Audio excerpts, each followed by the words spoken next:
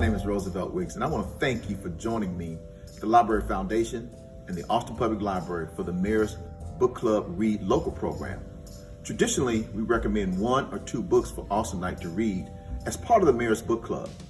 This year, I'm thrilled to expand the Mayor's Book Club to include over 50 books published by Austin authors in 2020 that represent a wide range of forms and genre and include books for adults, children, and teens. This expansion of the program gives us the opportunity to promote Austin's rich literary history, the scenes, and particularly many Austin authors whose titles might not have gotten published or gotten the attention that they deserve due to the COVID-19 pandemic. I encourage you to visit the Library Foundation's website at austinlibrary.org for the entire list of titles and a complete schedule of virtual programs for the whole family that include author reading, book crush reading workshops, a poetry workshop series, and a picture book palooza. Thank you again. Please enjoy the program and read local. Thank you.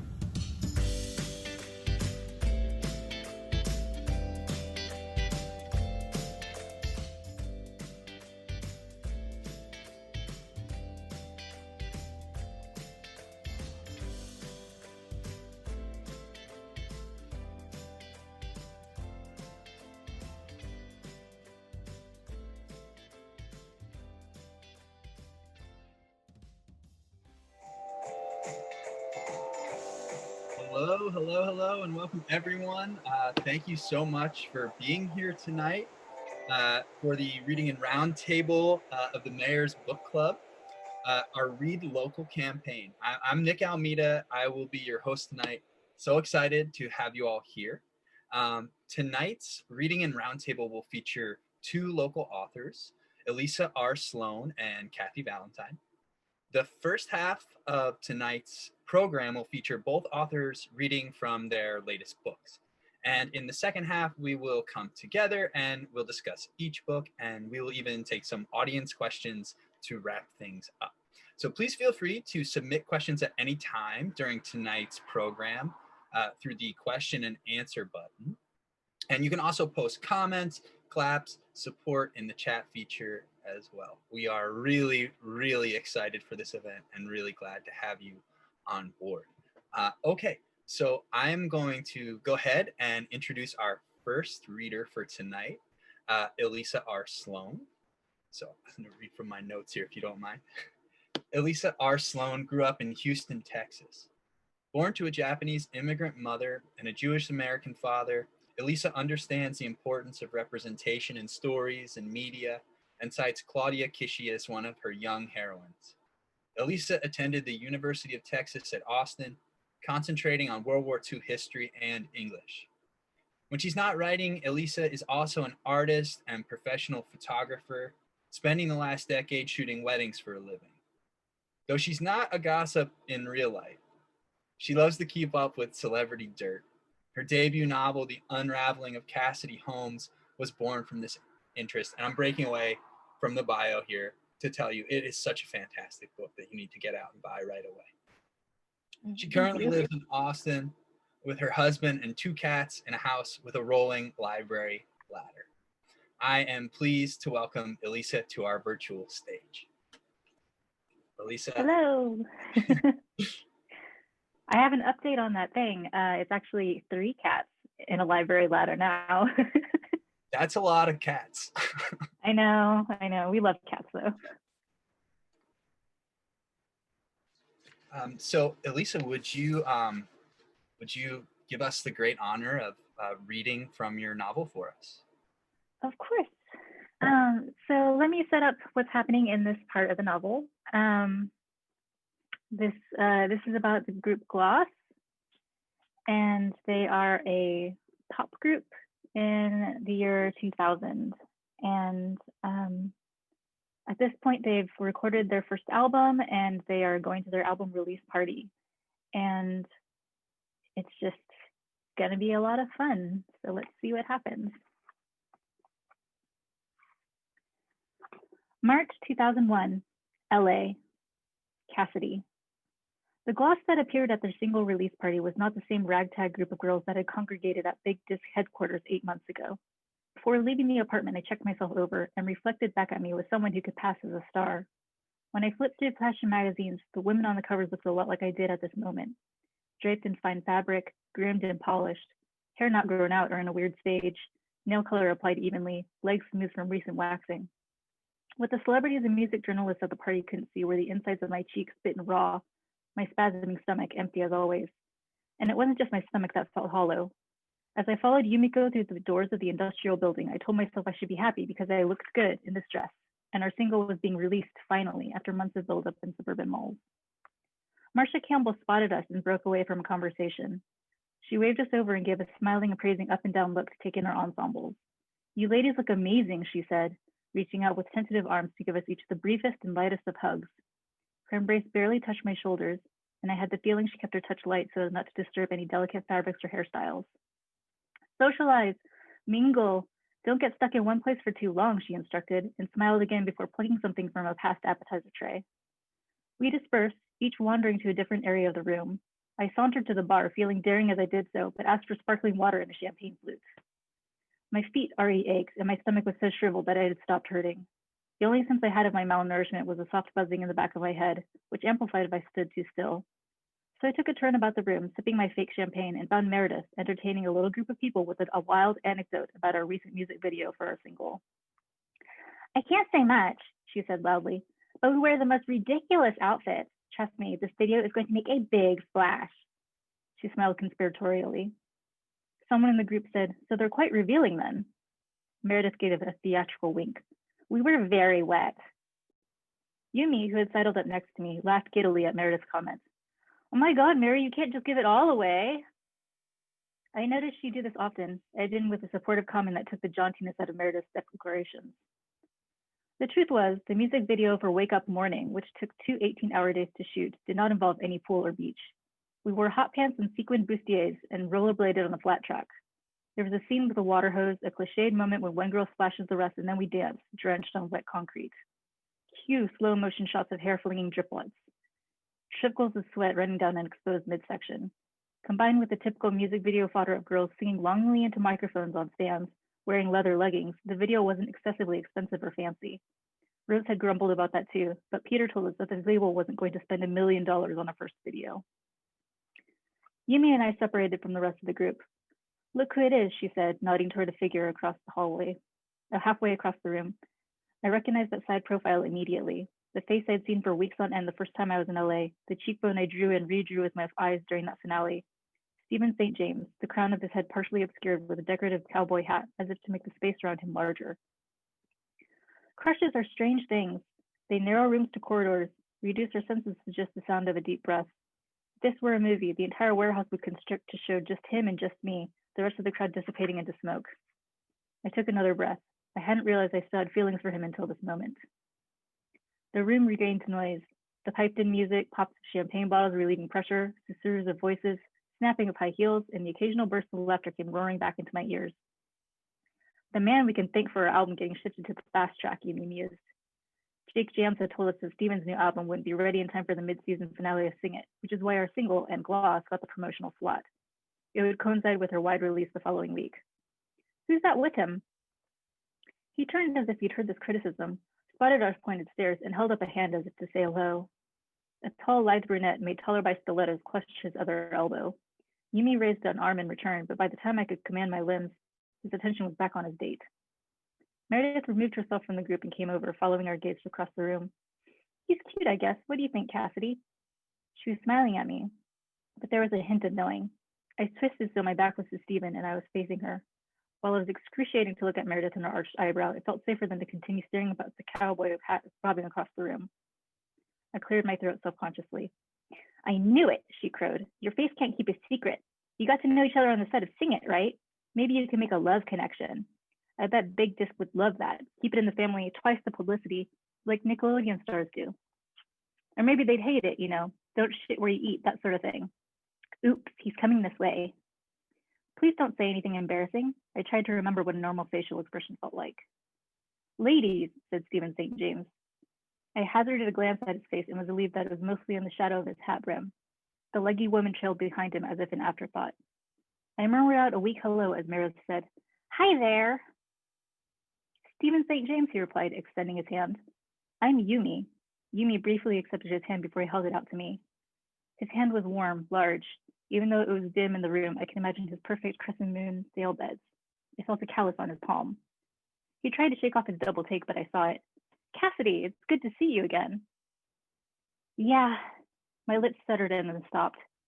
I tried to think of something else to say, but my throat constricted. The brunette filled in the gap by pushing past the wide brim of Stephen's hat and extending a delicate hand. Jeanette! She's a model, was just in Milan. Stephen regained our attention and stepped over to our circle, edging Jeanette out. By myself, I only get to see below the Mason-Dixon line, but maybe Jeanette will take me international one of these days.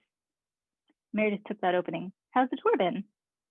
Oh, it's been wild. I've still been promoting my first album everywhere while recording the second.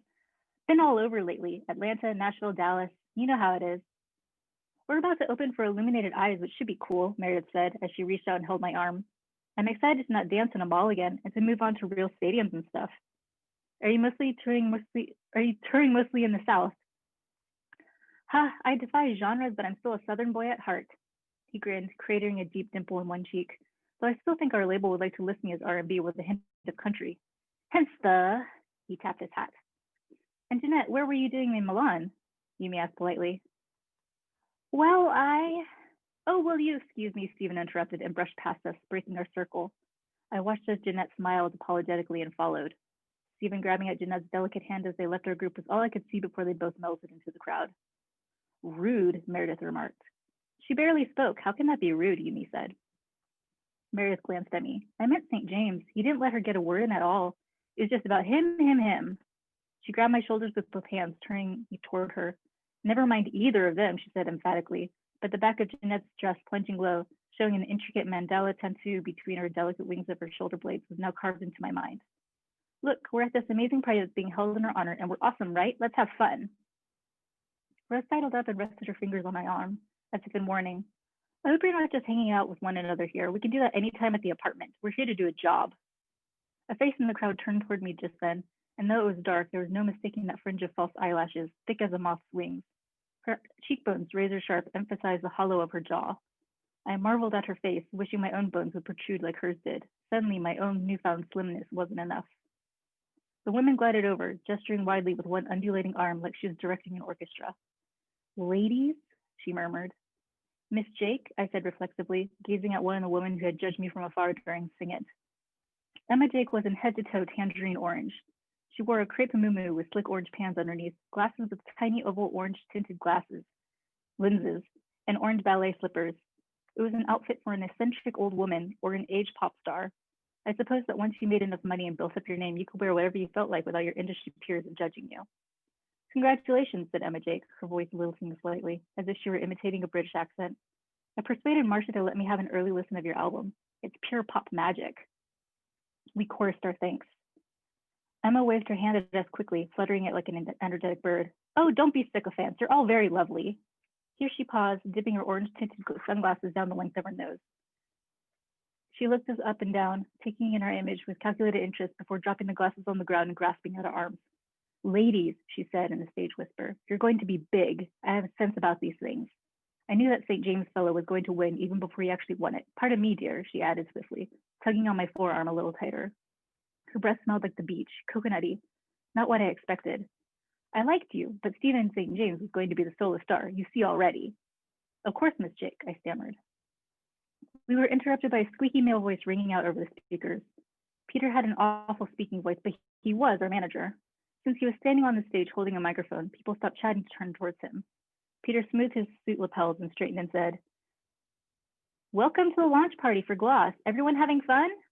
The crowd whooped. Emma patted at us again, giving her parting words. I'll see you this week for the season finale. There's so much I need to tell you before I head burst into this pageantry. She shifted away, leaving Meredith and me looking at each other. You've heard them on the radio already with their single Wake Up Morning. And now maybe we could persuade the beautiful ladies of Gloss to sing it for us live? The cheers intensified. Yes, come up here, ladies. I'd like to introduce some very special friends of mine. Rose, Meredith, Yumiko, and Cassidy, the girls of Gloss. The thunderous applause didn't stop even after we climbed the stage in designer clothes and stiletto heels. These weren't students in a gymnasium fidgeting during a school talent show. This crowd wasn't a room full of teenagers brought in by record stores at the mall.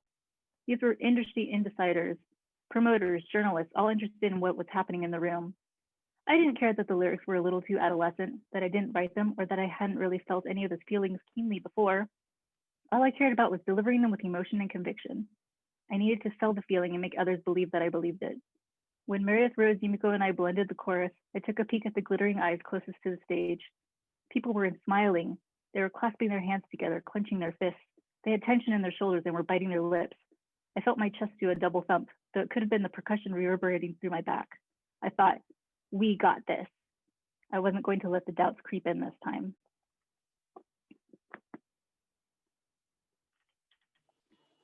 Wow. Elissa, thank you so very much. That was so marvelous. This book is so absolutely lovely, and I'm so honored to have an opportunity to talk to you tonight.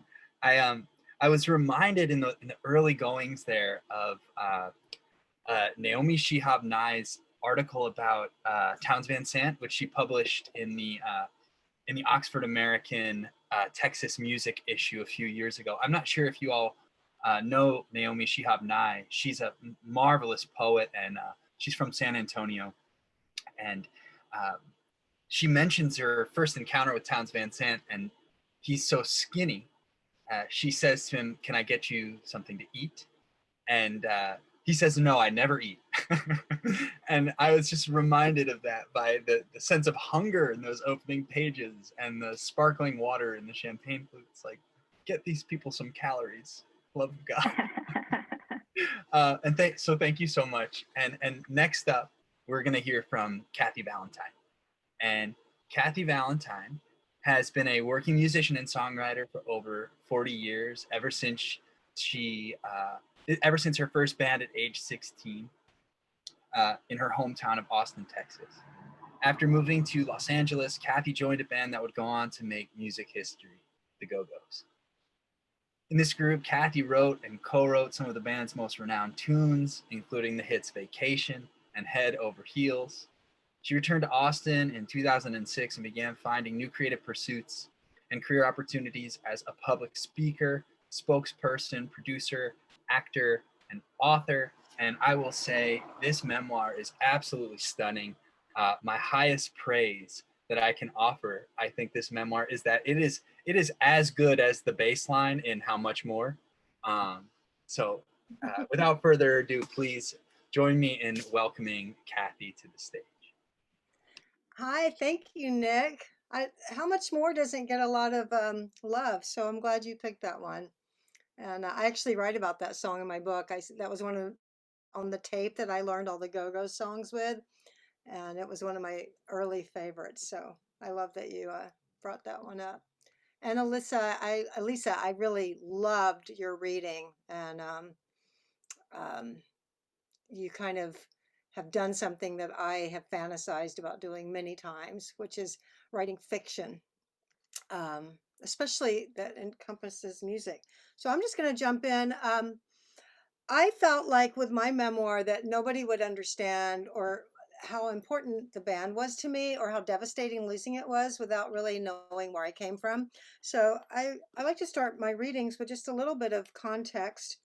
I'm an only child. I'm raised by a single mom. I'm a latchkey kid with way too much freedom. And just to give you guys a sense of what that was like, birthdays didn't get fussed over when I was growing up. There were no parties, no cake, no presents. As a brand new 13-year-old, the course of my teenage years was charted: sex, drugs, drinking, and bad grades. There was only one person who had the authority to redirect me, but my mom was immersed in her own life and either didn't see what I was doing or didn't find anything wrong with it. I wanted to matter so much that I wouldn't be left behind ever again. More than anything, I wanted to feel safe. Without rules or consequences, home can feel unsafe, like a town without laws would feel uncivilized. So I'm going to skip around a little because I want to cover a few things, but that kind of gives you a background of how I'm raised. I'm an Austin native. I was born and raised here. When I tell anybody from Austin that I was born and raised here, they always say, "Oh, where'd you go to high school?" And this is where it gets kind of interesting because basically, I dropped out of high school in the ninth grade, like 3 months into the ninth grade, and my mom found this unaccredited school that was a hippie commune outside of Bastrop.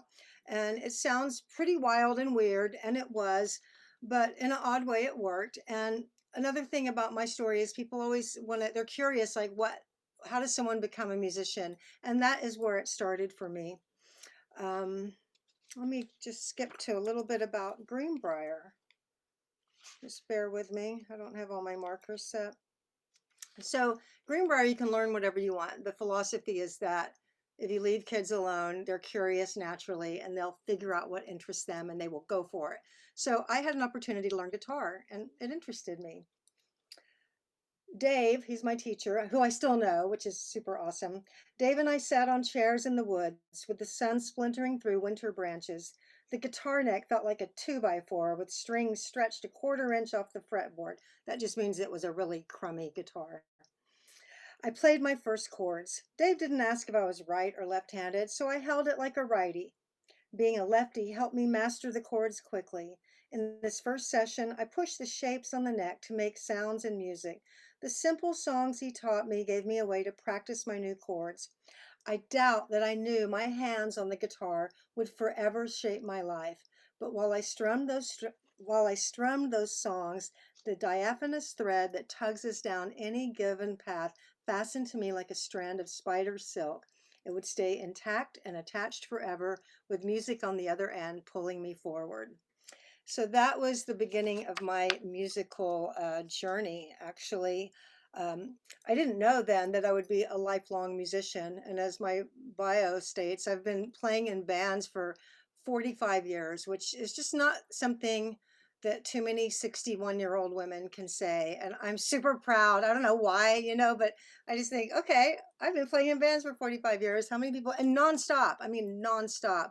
And it's not just the Go-Go's. The Go-Go's, as any frustrated Go-Go's fan will tell you, don't do very much. So that doesn't mean I'm not playing. I am constantly playing, constantly in bands. But it didn't occur to me when I first started playing guitar that I could be in a band. And the reason why was that women occupied a very narrow space in relation to the music that I loved. I grew up a rock and roll lover, the Stones and Led Zeppelin and the Beatles, and because I'm from Texas, ZZ Top, the Faces and the Who. All the bands that I loved were men, and it just never occurred to me that I could be in a band until a fateful trip to London. My mom's English, and I saw Susie Quatro. Now, I write about that experience of seeing Susie. I'm not going to read it now because I don't want to read all the juicy, fun bits, but because maybe there's some people out there that haven't gotten my book yet, but it was a life-changing, earth-shattering moment. Let's see, where can I go to? I actually have a rhyme or reason to this, but let me see, what did I want to go to next? Aha! Let's just say this, because I love reading this part, and I don't want to run over my time. I have no idea what you guys are enjoying. This is what's weird about Zoom. I'm just like off and running and, having the time of my life with no idea what you guys are doing. So I started having bands. I'm growing up in Austin, which is the best music education anybody could ever hope for. I mean, I'm seeing everything from Doug Somm to the Fabulous Thunderbirds to Stevie Ray Vaughan to country honk bands and just Willie Nelson. It just permeated my life. It was an awesome place to get and I start a band, I start a punk band, and eventually I moved to Los Angeles. And that's the other big thing. I think we all have moments in our life. They're these like life-changing.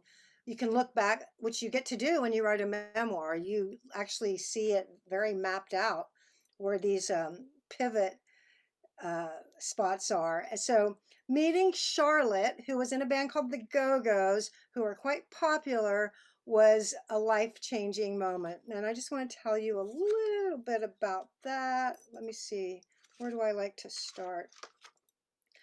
I Turned 21 at the beginning of 1980. Los Angeles had been my home for close to 2 years. I had moved from Austin with the single-minded purpose of making it in a band. My first band broke up before we even rehearsed. I started another band. I thought we weren't kind of moving up in the ranks quick enough. So I quit that band after about 2 years, and I was kind of floating, and I went down to the Whiskey one night, Whiskey A Go-Go, where I saw Charlotte. She asked me if I could be a temporary replacement, and I said, do I play bass? And I'm like, yeah, sure, I play bass. They were popular, and I was not in a band, and yeah, this sounded fun. What I didn't know, let me just tell you what I didn't know. She brings me a cassette. The next morning, I woke up early, wasting no time, not 1 minute. One of my musician friends loaned me a bass, the perfect bass. Charlotte dropped off the tape. We didn't hang out. I had work to do. Popping the Go-Go's into my cassette player, I pressed the play button. It pushed a thin stream of muddled sound through the tiny speaker. Before I could get a handle on what to do on the bass, I worked out the chord changes. I should let people know that I've been a guitar player to this point, till that point. Making my way through the tape, one thing became clear through the distortion of the cassette player. The Go-Go's had really, really good songs. I hadn't realized that in my limited exposure to the band. Each tune had a distinct personality and sound, all of them powered by great drumming and melodies. And I go on and describe what it was like to rehearse with them the first time. It was quite intimidating, but by that time, I'm just like, I love this band. I'm in love. They are like the sisterhood, the family. They are all I ever wanted, which is a running theme through my book. It's not just the band. Anyway, that first show, it was so important to me to get on the page what it felt like. I wanted my reader to just feel that alongside me. So I really kind of went into like a meditation almost, and used music a lot. A playlist helped me get into these places. Walking on stage, it was hullabaloo. A collective ardor had energy rising like vapors off the crowd. There was only 500 people in the club, but they had double the power. Everyone crammed together with the same purpose. They were here to experience the magic of music from a band intent on delivering escape and simple fun. I told myself to focus, get set up, strap your instrument on, be cool, be calm, but feel this because you've never felt this before. It was an approval so absolute and certain that nothing could stop it crashing towards the stage. This right then, right there was the reason I'd come to LA, why I'd started bands, why I'd picked up a guitar and learned how to play. Now I got to experience the only part that had ever been missing. People loved this band. Playing those songs, making that crowd happy was the best time I had ever had on a stage or as a musician. I could hardly believe I would get to do it again later for the second show and for three. Oh my God. Every time I read that, I'm such a sap. Every time I read it, I get choked up. Okay. I could hardly believe I got to do it again for 3 nights later. So I could go on. I have no idea how much time I've taken up, but there's another good part. There's lots of good parts, but you tell me what to do, Nick. You guys want to ask questions? You want me to read more? You want me to play a song? I'm yours. I'm here. Kathy, oh my goodness, I'm over the moon right now. Wow. Wow. I'm like crying. I'm like, don't cry. Don't cry on the Zoom. No Zoom crying. Let me grab my cheeks and pull them down so I stop grinning like a psychopath. And I think the participants here today would string me up if I did not take you up on your offer to play us a song. If you'd be so gracious to regale us. Twist my arm. So I there's a lot of songs I could do. I'm not sure what everyone wants to listen to. Oh, it's up to me to decide. So I have no idea. Maybe I should look in the chat. I'm going to give you 2 choices. Next to Merle is off the soundtrack. I did a soundtrack to this book, and it was really cool. We'll talk about that later. And then, of course, I have a hit song under my belt. It's kind of my trademark song, and it's y'all know which one it is. So do you guys, let me see what they say in the chat. Do you guys want Vacation or Next to Merle? Merle, 2 Merles, 3 Merles. Okay, looks like the Merles win. Now the background to this song, whoops, is that my dad was not a big part of my life at all, and yet he still felt like he could get all judgy on me about choosing to be a musician.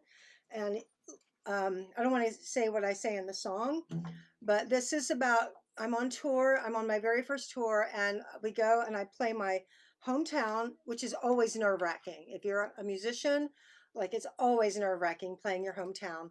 So we play in Austin, and in this bizarre, weird coincidence, the very next night we play in Oklahoma, which is where my dad lives. And it's the first time he's seen the Go-Go's, and he kind of has to admit that he was wrong.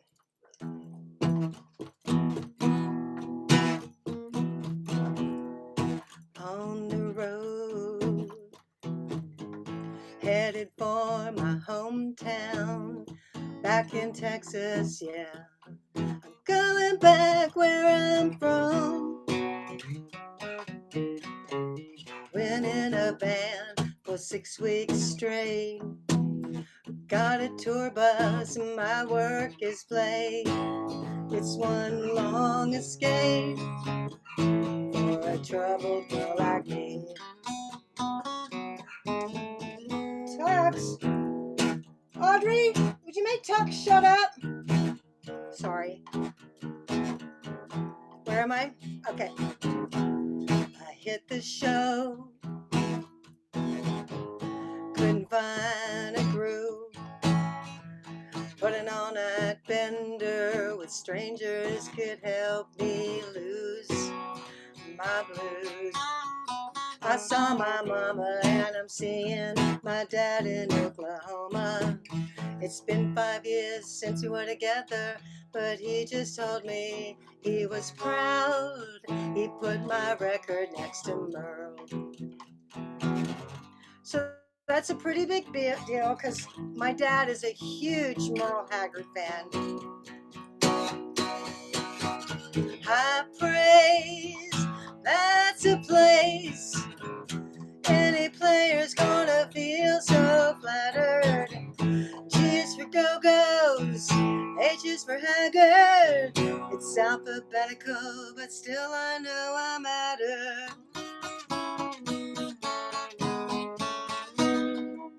I only asked for one thing. In a letter, I was 16. I wanted a guitar and an amp to help me find my way through the world. He said, that's a lost cause and a waste of time. It'll take you nowhere, girl. But there I was. I'd ended up pretty fine. Except after that concert, I got on the tour bus. It was, which is kind of where the party started. That was where all the fun things happened. And that night was different, because it felt like for the first time I understood what it was like to be a girl, a little girl that had a dad who she had made proud. And I realized it for the first time, what I had never had. So I got on the bus and I was lying in my bunk, crying in my bunk, 'cause I was never daddy's girl.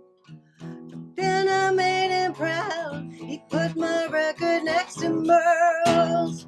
Woo!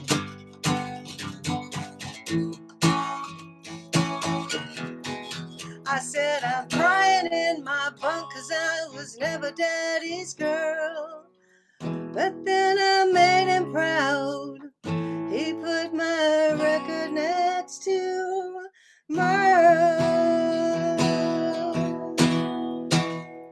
Woo! Are y'all clapping? Who knows?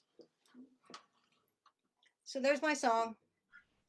Kathy, oh my goodness. I am so delighted to have heard that. Thank you so much. Whoops, let me go back on full screen. I'm so sorry that I interrupted, because Tux was driving me. He was not barking in key. If he had barked in key, I would have let it go on, but he just was like, and when he does that kind of sharp barking, we call it sharking because it's like a bark, but it's really sharp, and it usually means he wants on the bed. Anyway, let's move on. Enough I of mean, me. I was also fighting the urge to harmonize with you, and I think More Tux than bark. did a better job than I would have anyhow. I'm Um, glad you didn't want to bark or howl. okay, so at this point, and thank you both just so much. At this point, what we're going to go ahead and do is transition quickly to a bit of a roundtable. I do want to leave time for a Q&A from our audience. So what I will say is, audience members, participants, please go ahead and use that Q&A function you see at the bottom of your screen to submit some questions, because we'll absolutely dedicate the last 15 minutes or so of our program tonight to your questions. And the more we have, the better. So please go ahead and do that. In the meantime, I think what I'm going to do is ask you all some questions, and hopefully Elissa and Kathy, we can get in conversation, the three of us, a little bit. And I think what I'll do is I'll start, Kathy, with you, if you don't mind. Given that our theme for tonight and the Mayor's Book Club is Read Local, I was wondering if you could speak a little bit to what it means to you to be a musician from Austin, Texas, rather than, New York or Los Angeles. I know you spent some time in Los Angeles. I'm sure you know many musicians from Los Angeles, but what does it mean to you to be a musician from Austin? Well, I mean, I'll tell you, I'm a Texan, and it's absolutely true that Texans just have this bizarre, unshakable sense of pride, despite what happens here, despite all the dumb, crazy stuff that we have to live with. We're still super proud of being from Austin and or from Texas, and I'm no exception to that.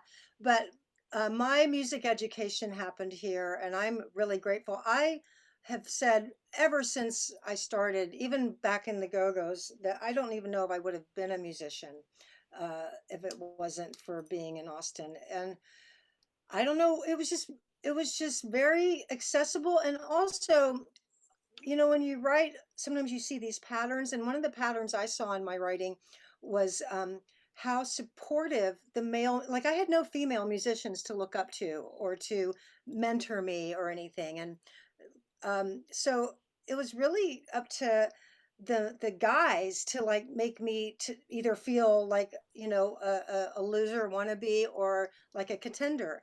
And all the guy musicians that I encountered were so supportive and so validating, and it gave me a lot of confidence. I mean, look, when someone you look up to validates you, I always like to think it's as equal to a year of sitting there practicing like crazy, because the confidence is such a big part of anything we do, artistically or business wise or anything we do. It's confidence and attitude carries you a long way. So yeah, being from Austin had everything to do with being a musician. And I really gave it like in the book I write about my feel, like when I joined the Go-Go's. And I absolutely think my music education in Austin had a lot to do. Like I knew when the Go-Go's should swing, I knew when it should drive, I knew how the band should sound because I was exposed to everything. And I mean everything. I could see Ray Charles one night, the Ramones the next night, to Bobby Blue Bland, to John Lee Hooker, to the Mahavishnu Orchestra, to I mean, it was just like nonstop. And even though I wasn't like studying it, it still seeps in. It all seeps in. Yeah, thank you so much. I know, having been in very unsuccessful bands in Austin myself, there is a real sense of community, the small town vibe in the big city. So Elissa, I wanted to pull you in too. And you grew up in Houston, we know that, and we know that you're an Austinite today. We know that you were a UT grad. For you as an artist, is there some aspect of being a Texan, being an Austinite, or being a Houstonian that finds its way into your work? And I'll mention too, before you answer, I apologize, that you're also a fantastic photographer. So we can mention that you're an artist in multiple mediums, just like Kathy. You. Well, I it's such a broad question. It's hard to answer, but I would say that, you know, being a lifelong Texan has helped me understand better just the whole diversity of the land, which sounds really strange, but I've shot all over the place, and there's like a very certain look to the vegetation here.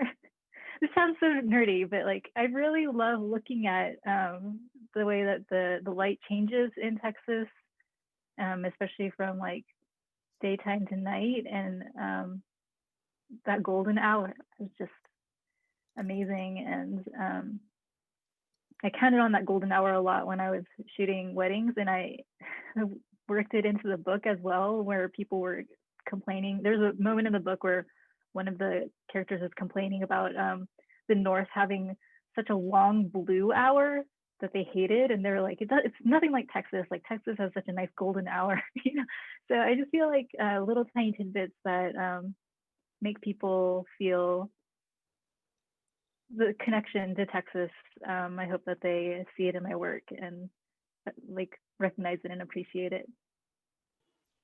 I'm from Pennsylvania, so I know the long blue hour, and having lived in Austin for so long, I really do appreciate the long golden hour. And as a photographer, you must really appreciate the long golden hour. Yes. It's very difficult to get clients lined up for that 10-minute segment rather than an hour and 10 minutes. Great. So I wanted to also ask you both a question about structure. And this is sort of a writing question, sort of a craft of writing question. But, you know, I've heard about Bob Dylan writing Highway 61 in the studio, you know, sort of sitting down at the piano for 10 minutes and writing like a Rolling Stone, just sort of banging it out. And, you know, I've also heard these myths and these anecdotes about Leonard Cohen writing Hallelujah in something like 25 different notebooks, and every notebook filled with verses, and he chooses his favorite verses and the best verses for the final version of that song. So I was wondering what the artistic process is like for each of you, the writing process in particular.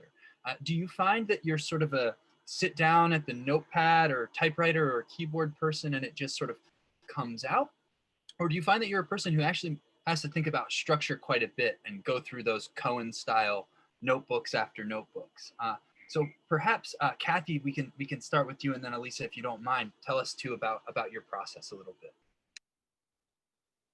Sure. Well, this is my first book, so my experience was as a songwriter, and which served me really well in many respects as a first time author.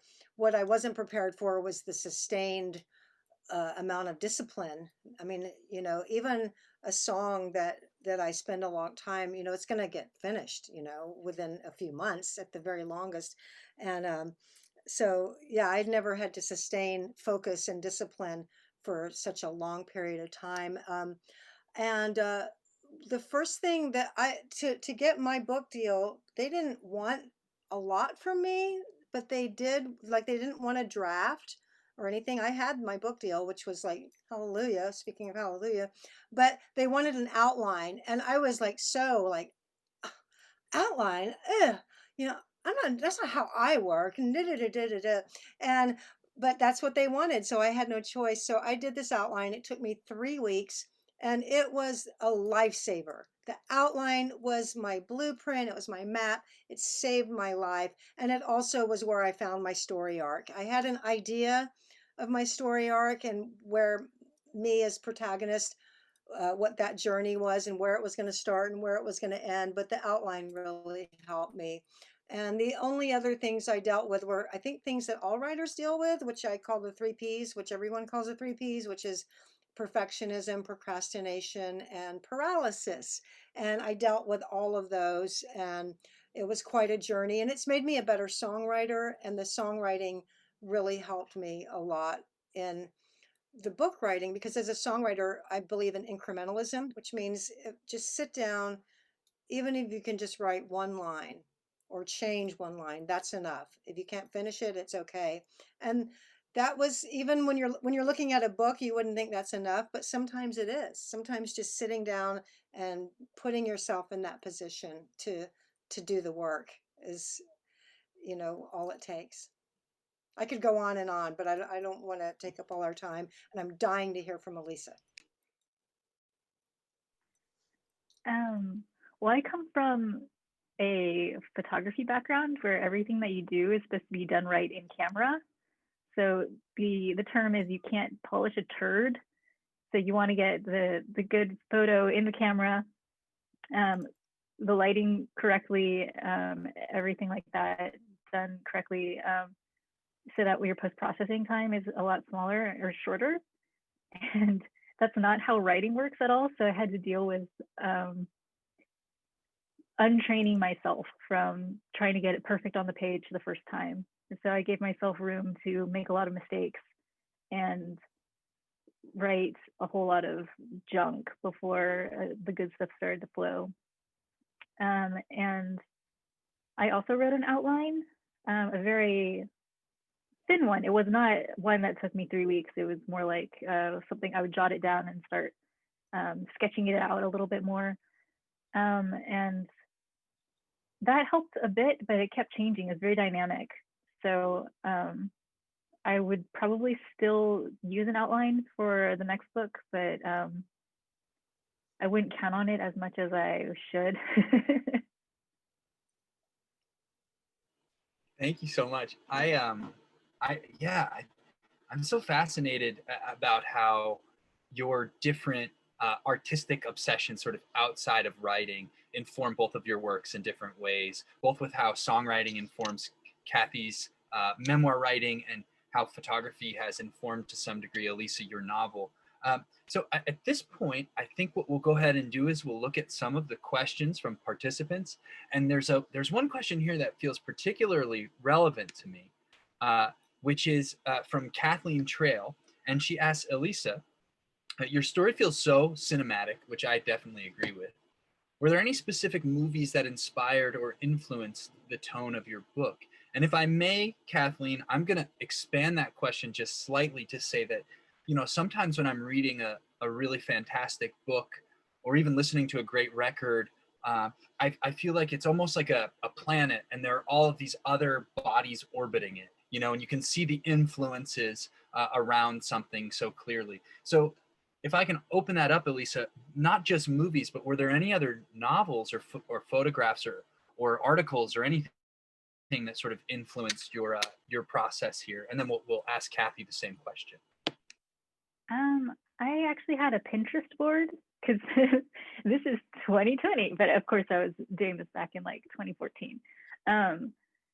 Yeah, I had a Pinterest board of all the different things that really inspired me, and a lot of it was actually the way that red carpets looked and felt. When you're watching a red carpet, it's just so glamorous, and then you look off to the distance and you just see that it's just a whole bunch of people like trying to get through this long line of just, I don't know what it's called, but it's like a churning point.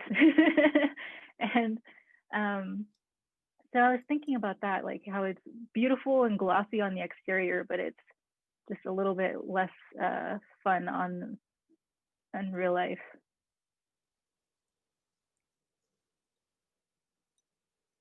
That's all I got. Kathy, what about you? I forgot what the question is. Yeah, just asking, if you could think about your work as something in conversation with other pieces or influenced by other pieces. What would you think of? One thing I did was I wrote chronologically.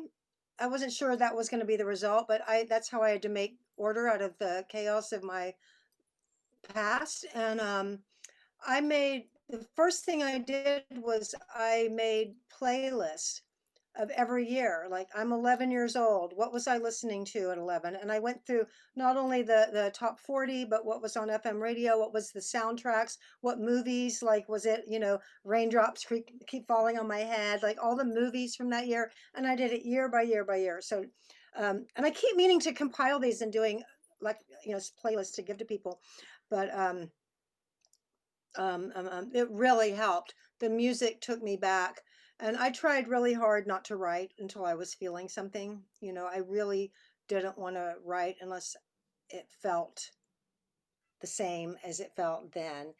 And that doesn't mean I didn't have the vantage point of being in the present and having that ability to reflect and whatnot, but I really wanted to feel that way, and the music was a huge tool in doing that.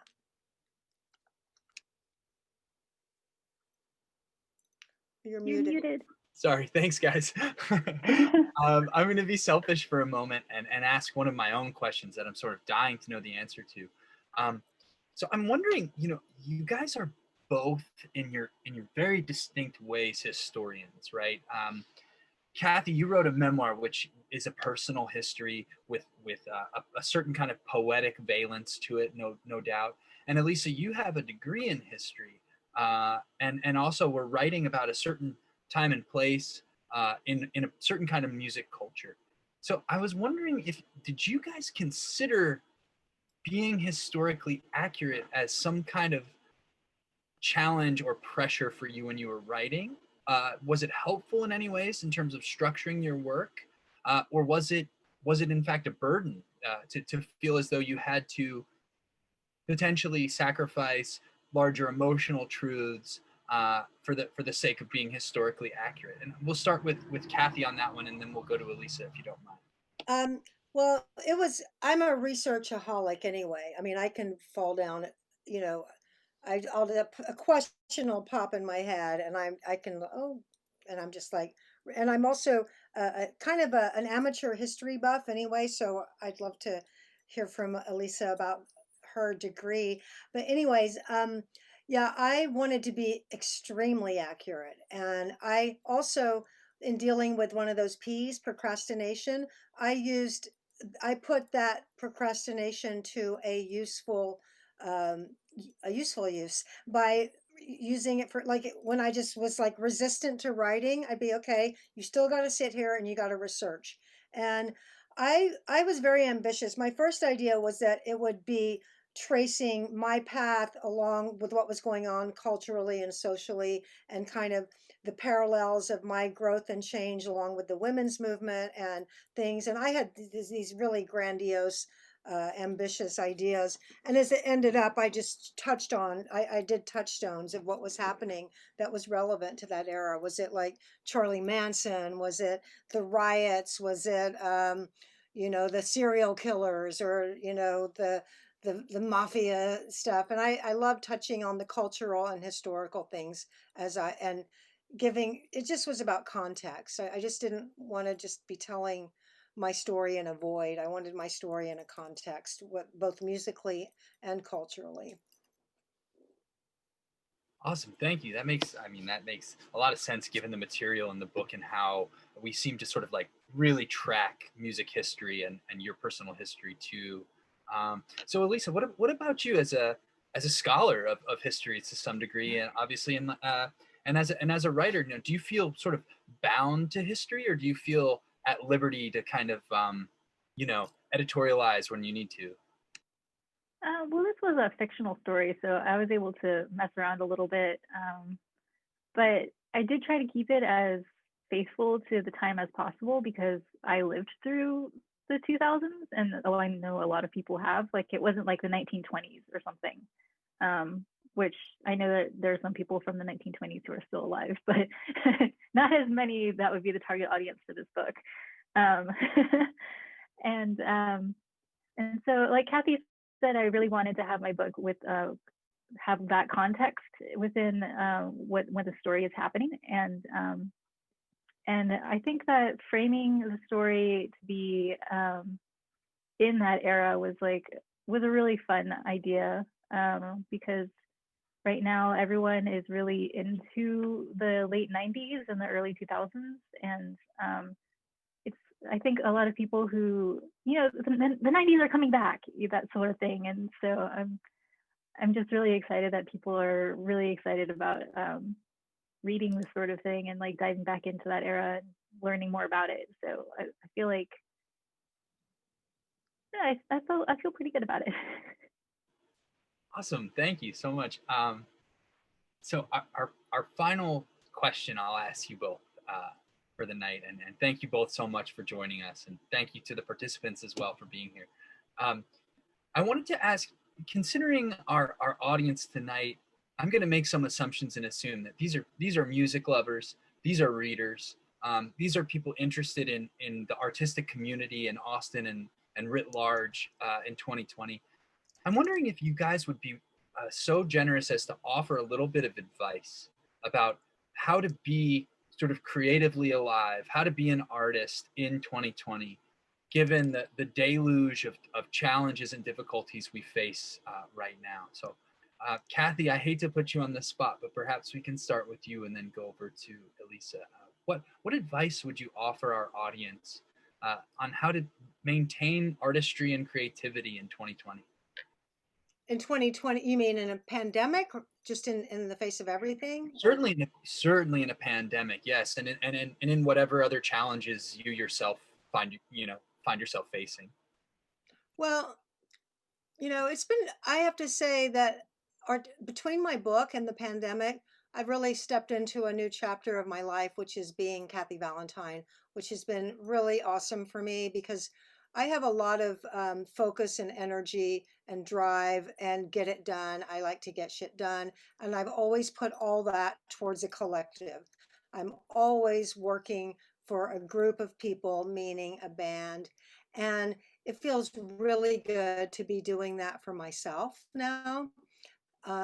It's exciting and it's fun and it's challenging. And I also feel that as an artist, it's kind of my job in the Go-Go's, which I'm sure everyone is like, oh, you don't have any struggles. It's not true.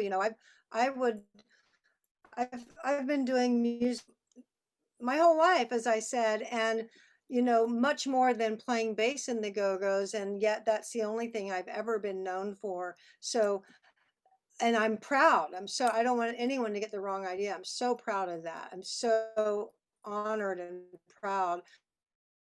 But it's not all I am about and all I am. It's not just in back here playing awesome bass lines and writing fantastic songs and being super cool. No, I'm also doing other things. And it's about getting your stuff out there. If you're an artist, it's always a challenge. How do I get heard? How do I get heard? How do I find someone to pay attention to what I'm doing? And you're going to do it anyway, because that's what we do as artists. You're going to do it anyway. But it's always a challenge, like to try to get someone to rise out of the noise of what everyone's doing. Awesome, thank you, Kathy. Elissa, what about you? How would you advise us all to stay creative and progressing during these incredibly difficult times? You know, I remember reading about Fiona Apple when she had taken time off between albums and she was just sitting in her backyard making twig people. Like she was making people out of twigs and she was like, this is what I'm doing right now. And I feel like you have to give yourself a little bit of grace and let yourself kind of wander a little bit. So I am currently learning how to sew because I feel like that's something that I want to learn, and it has nothing to do with writing, but it's an outlet and it's fun. And I guess you don't have to put yourself on the spot to do exactly what you are meaning to do. You can just do something completely different, like watercolor, or learn how to draw, or just like do something else that's creative, and maybe it'll help you unlock something when you're trying to actually do the thing that you're supposed to do, which is, I guess, write or whatever else you have going on with yourself. Yeah, that seems like such fantastic advice to me. And you both being artists in multiple mediums, it seems that that's something you're probably both employing quite a bit. So at this point, I'm going to go ahead and call on Cameron Ludwig, who has a question for us.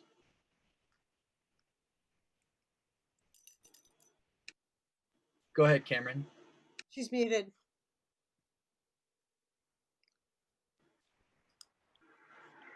technical difficulties here, perhaps. Cameron, if you can hear us, we're ready for your question.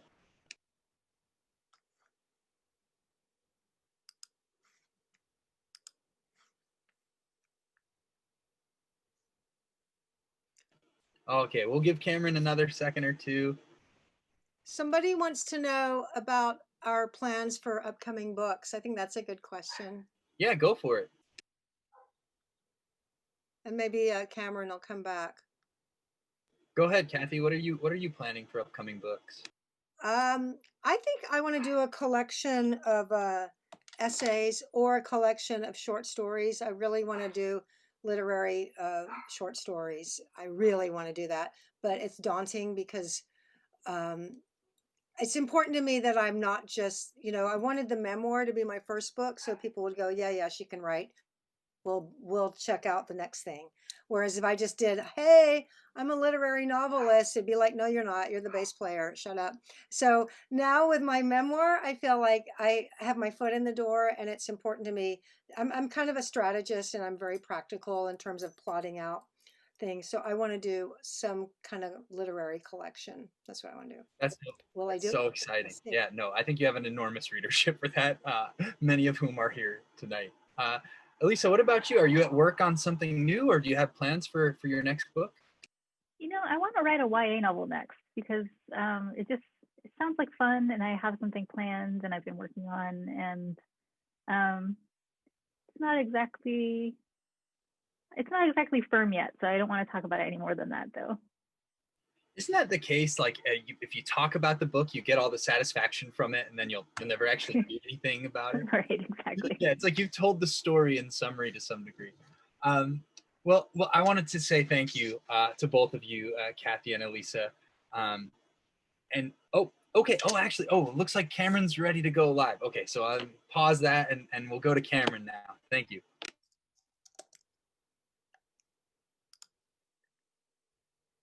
Oh no.